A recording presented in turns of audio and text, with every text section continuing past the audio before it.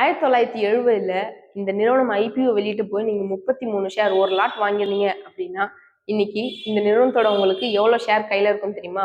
11,520 share கையில இருக்கும். அப்படி என்ன நிறுவனம்?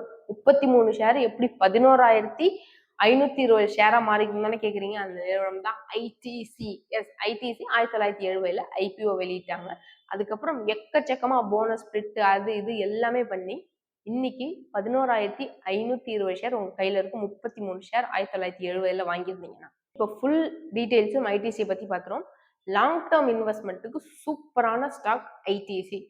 ஐடிசியோட முதலீடு 5 லட்சம் கோடிக்கு மேல 5,09,772 கோடி ரூபாய். ஐடிசியோட கரண்ட் மார்க்கெட் பிரைஸ் 405 ரூபாய். லாஸ்ட் 1 இயர்ல ஆனுவல் நெட் ப்ராஃபிட் எவ்வளவு அப்படின்னு பார்த்தா 19,477 கோடி ரூபாய். ஐடிசியோட PE ratio, price to earning ratio 25.